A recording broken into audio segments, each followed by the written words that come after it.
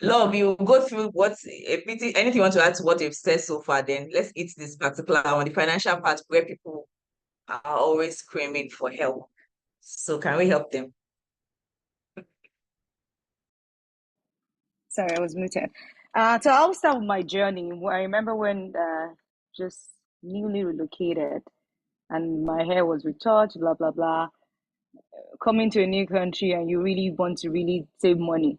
So you have to get people around you to improvise as your hairdresser. And I remember my sister having to relax her hair.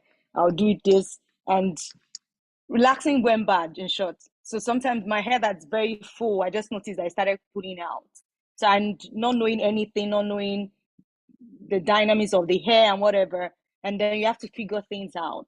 So and not maybe somebody not even exposing you to the fact that yes, this could affect. And now we have so many stories. People share a lot of stories, but I'm talking about way back. But I said that because the place you find yourself has a lot of things to do with your hair, and you should have that flexibility and how to adapt to it. So, and that comes with identifying the type of hair that you carry. So it's a good thing to, if you don't know the type of hair you have, you can always Google it. You can always check, read it up, know your type of hair, know what works for your hair. And because I hear a lot of people that say, anyway, we're going to go deeper into that about, is it financially savvy for you to go maintaining the natural hair or trying to wear wigs and all those things? You really don't have to spend a fortune before you can really maintain a good look. Because I'm speaking from experience, and I was looking back. I open my drawer, I see a lot of products because I bought a lot of products. This is working, this is not working. But I got to a point that, you know what, settle within yourself. It's not about what is working, what is not, what works for your own hair.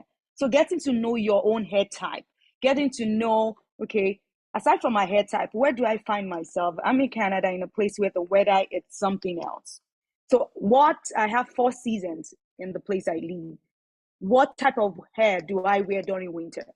What type of hair do I wear during summer? So things like that. Usually for me, summer, you see me wearing my natural hair, like all through, like pretty much my natural hair. I will style into two different things.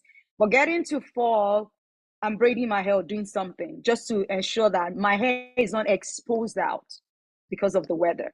And so like I remember last year before the winter period started, I braided my natural hair so that I could wear wig on it. And at the same time, wear wig that even when I'm at home, I could still have a good look. Or maybe when I just want to run off somewhere, I could still have, maybe just want to go to the mall. So things like that, you just have to identify for yourself. It's a personal journey and it runs deep. It's not something you can compare with everybody. You can compare notes, don't get me wrong, but you need to find something that is adaptable to you, to your environment where you find yourself.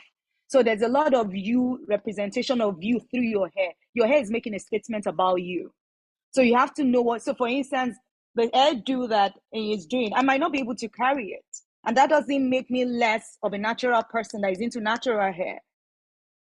Have I found myself in a way that natural hair, like I go to work and my bosses are like, wow, this looks nice. Because it makes you look different from other people. It's not like you're wearing, but sometimes I also wear wig and they're like, what happened? Like, I think somebody made a joke that, you know what, welcome to the black woman. Don't ask a black man what happened to your hair overnight. Because she could be wearing braid today and tomorrow she could wear wig. Just ignore it and just focus. Just do what you're doing. So that's also the fact that whatever you are, let your personality come into play with your hair. Express yourself through your hair.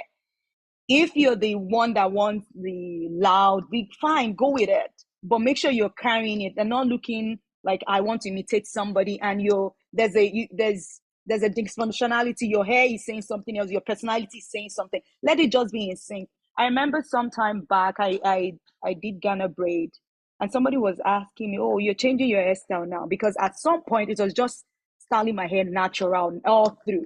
And the person was surprised, like, okay, you really did braid. I mean, the Ghana braid and whatever. I just thought I wanted to give it a try. But we all know that if your hair is natural and you do such hairstyles, after some time, after some weeks, you're like, what's going on here? Because it doesn't blend well with the expression. So it takes more time for you. It takes more time for somebody that has their hair relaxed than you that don't have it relaxed. They can still take it more. So what am I trying to say? That, find what works for your hair. Identify who you are, what works for your hair. Carry yourself in that regard. And you don't have to go with every and every product.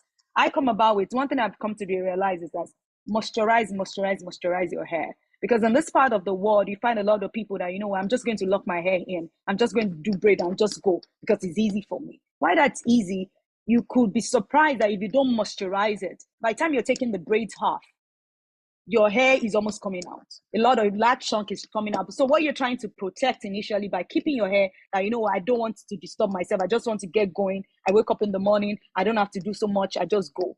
But again, you have to find yourself moisturizing the hair. It defeats the purpose. And it doesn't have to be an expensive. We can go deeper into that. It doesn't have to be an expensive thing to do. There's so many simple things that you can really do. It could just be whatever. I'm not too focused on the product, because you have to find the product that works for you. And I don't think this is about finding the right product or not. It's about what works for you, because what works for somebody might not work for another. So just find what works for you. It might take some time, but find out what works for you and just stick with it. And let your hair speak for you. Let's demonstrate what you want with your hair. Don't be everybody. Just be you with your hair. I think that's where I will stop Thank for you now. very much. Moisturize. That's another good, take home for me. I'm sure a lot of people are, who that have not been doing that. So you need to moisturize your hair as often as you can. Then find what works for your hair, wherever you are, express yourself with your hair. Find a hair care edge that's adaptable to you. It's very good to that's what I feel. That's for me too. I think I agree. Find what's adaptable to you, just like we can see I into with her hair. Just whatever works for you, it's what it is. And if you want to wear wig, I don't think it's a sin. It's not. I know some people wear, it's not. Just take on what works for you. If you can deal with this kind of area, natural, depending on where you are in the world. Like now it's winter in other country, Nigeria, of course, Harmattan is getting closer. So you might need to braid your hair, or you can leave your hair if you know you can manage it and keep it healthy.